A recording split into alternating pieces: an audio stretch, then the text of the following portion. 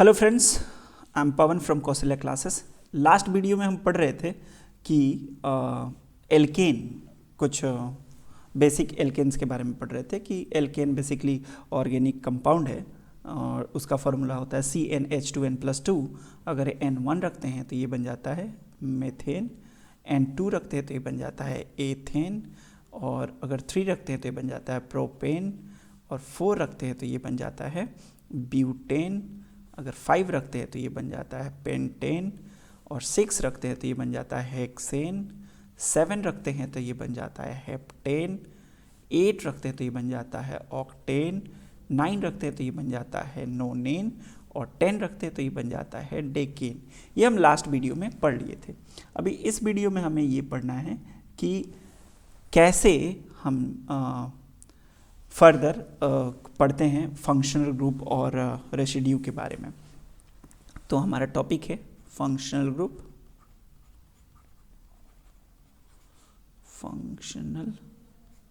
Group and residue. अब functional group is that portion of A molecule which is highly reactive and take part in chemical reaction, and rest of the molecule are called residue.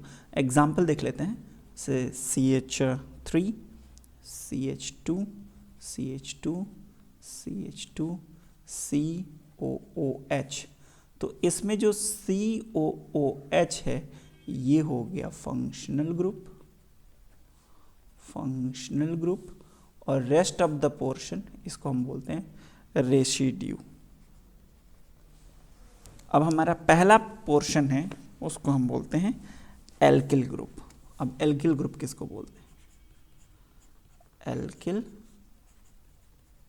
Group. देखिए, अगर alkene में, किसी भी alkene से अगर एक hydrogen आप निकाल देते हैं तो ये बन जाता है एल्किल। फॉर एग्जाम्पल, अगर CnH2n+2 में से एक हाइड्रोजन निकाल देंगे तो बचेगा CnH2n+1। फॉर एग्जाम्पल, C2H6 से एक हाइड्रोजन आप निकालेंगे तो बन जाएगा C2H5। तो अगर ये एथेन है तो एक निकलने के बाद ये बन जाएगा एथिल। तो अगर आप ध्यान से देखें तो हुआ क्या है, ANE रिप्लेस हो गया है YL से। देखिए, एथ सेम है और ANE रिप्लेस हो गया है YL से। तो इसी तरह प्रोपेन बदल जाएगा प्रोपिल में, ब्यूटेन बदल जाएगा ब्यूटिल में। C3H6 से अगर एक निकाल देंगे तो C3H7 रह जाए, C3H8 होता है, सॉरी, तो ये C3H7 में बदल जाएगा। तो ये क्या हो जाएगा, ये प्रोपेन है तो प्रोपेन बदल जाएगा प्रोपिल में। ठीक है, तो ये तो हो गया एल्किल ग्रुप के बारे में हमने बताया। नेक्स्ट नॉमेनक्लेचर पढ़ लेते हैं कुछ कॉमन नेमिंग सिस्टम में, है ना। फिर आगे देखते हैं कैसे करेंगे, फिर IUPAC नेम पढ़ेंगे हम लोग। Nomenclature, common naming system. Nomenclature हम पढ़ने वाले हैं कॉमन नेमिंग सिस्टम। तो हमें कॉमन नेमिंग सिस्टम इसलिए भी जानना चाहिए क्योंकि ये बोर्ड में कई बार डायरेक्टली कॉमन नेम से भी कंपाउंड को पूछ लेता है, और जो लोग IIT JEE की प्रिपरेशन कर रहे हैं उनमें तो बहुत सारे क्वेश्चंस होते हैं जो कॉमन नेमिंग के ही बेसिस पे पूछे जाते हैं। आगे बढ़ते हैं। कॉमन नेमिंग में फर्स्ट पार्ट जो हमारा है एल्केन और एल्किल ग्रुप में है। एल्केन या फिर एल्किल ग्रुप के लिए हम लोग जो यूज़ करेंगे वो टर्म है iso and neo. Iso and neo समझ लीजिए। आपको कहीं भी, मैं हाइड्रोजन को शो नहीं कर रहा हूँ, आपको बस सिर्फ कार्बन का स्केलेटन दिखा रहा हूँ। कहीं भी आपको इस टाइप का ग्रुप दिखे तो आप इसको आइसो समझिएगा, और कहीं भी आपको इस टाइप का ग्रुप दिखे तो आप इसको नियो समझिएगा। फॉर एग्जाम्पल, अगर मैं ऐसा लिखूं कार्बन कार्बन कार्बन कार्बन, तो ये इस जैसा यहाँ पे हमें एक ग्रुप दिख रहा है। और अगर इसको आप हाइड्रोजन से सेटिस्फाइड करके देखेंगे तो देखिए hydrogen hydrogen hydrogen hydrogen hydrogen hydrogen, यहाँ एक हाइड्रोजन और फिर यहाँ हाइड्रोजन, हाइड्रोजन और हाइड्रोजन। काउंट कर लीजिए तो कितने हैं हाइड्रोजन्स, अगर आप देखेंगे तो यहाँ पे कितने हैं कार्बन, C4 है, और हाइड्रोजन देखेंगे तो 10 हाइड्रोजन है। तो ये तो एल्केन को इंडिकेट करता है, ये तो ब्यूटेन है, ब्यूटेन है। तो इसलिए इसका नाम, इस स्केलेटन का नाम हो जाता है, इस कंपाउंड को हम कहते हैं आइसोब्यूटेन, आइसोब्यूटेन। और आइसोब्यूटेन इसलिए कहते हैं क्योंकि ये वाला स्ट्रक्चर इसमें है। इसी तरीके से हम दूसरा कोई एग्जाम्पल ले लेते हैं, फॉर एग्जाम्पल C और यहाँ पे, तो इसमें भी ये वाला ग्रुप हमें मिल गया। 1 2 3 4 5 टोटल कार्बन 5 हैं, तो ये होना चाहिए पेंटेन। बट चूंकि हमको ये फंक्शनल ग्रुप मिल गया इधर, यह स्ट्रक्चर, तो इसको बोलेंगे आइसोपेंटेन। बट इसी तरह जोश में आके कोई गलती नहीं करिएगा। अगर ऐसा लिखा है तो 1 2 3 4 5 6, इसको ऐसा ना समझिए कि ये आइसोहेक्सेन है। ये आप बहुत बड़ी गलती कर रहे हैं, क्योंकि ये ग्रुप यहाँ कहीं है ही नहीं। अगर ऐसे आप देखते हैं तो हम इसकी बात नहीं किए थे, हम तो इसकी बात किए थे, है ना। तो आप मतलब यहाँ पे सिली मिस्टेक हो सकती है, तो इसलिए ध्यान दीजिएगा हम पर्टिकुलर इस ग्रुप की बात कर रहे हैं। अगर ये हमें मिला किसी कंपाउंड में तभी हम आइसो कहेंगे, किसी को भी आइसो नहीं कर देंगे, ठीक है। इसी तरह नियो को देख लेते हैं। अगर ये कार्बन है, अगर ये कार्बन है, कार्बन कार्बन, और यहाँ पे कार्बन, यहाँ पे कार्बन, तो ये ग्रुप मिल गया।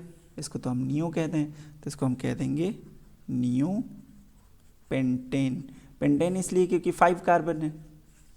इसी तरह इसको देख लीजिए, carbon carbon carbon carbon carbon, तो इसमें 6 कार्बन है, तो ये तो हेक्सेन होना चाहिए, है ना। बट चूँकि नियो वाला हमें ग्रुप मिल गया, इसलिए नियो हेक्सेन हो गया।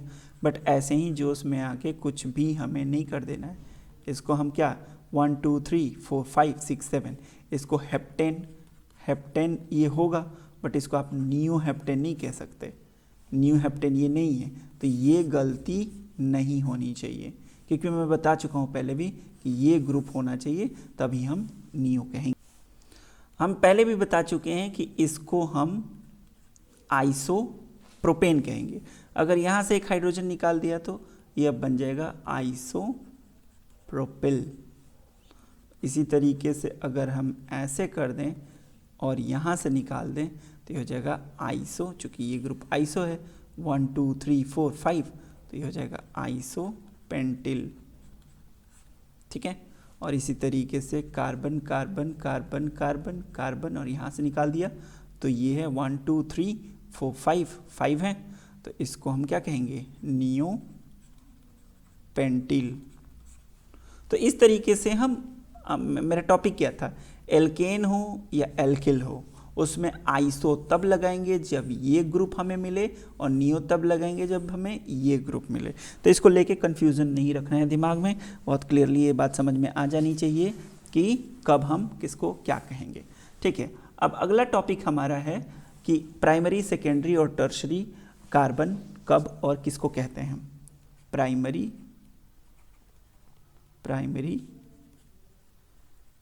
Secondary and tertiary alkyl group. For example, N-butane 1 2 3 4 5, ये पेंटेन है, तो ये वाला प्राइमरी है। प्राइमरी कार्बन उस कार्बन को कहते हैं जो सिर्फ एक ही कार्बन से अटैच हो। ये सेकेंडरी है क्योंकि 2 कार्बन से अटैच है, सेकेंडरी है और ये प्राइमरी है। बट ऐसा कोई स्ट्रक्चर हमने बना दिया तो ये हो गया प्राइमरी, ये हो गया सेकेंडरी, ये हो गया प्राइमरी, ये हो गया प्राइमरी, बट ये इसको हम बोलते हैं टर्शरी। तो ये कार्बन के लोकेशन थे, प्राइमरी किसको बोलेंगे, टर्शरी किसको बोलते हैं। बट ये मैं क्यों सिखा रहा हूँ, ये मैं इसलिए सिखा रहा हूँ ताकि आप समझ सकें कि आइसोब्यूटिल कब कहेंगे और सेक ब्यूटिल कब कहेंगे। ये हम अगले वीडियो में इसको देखेंगे।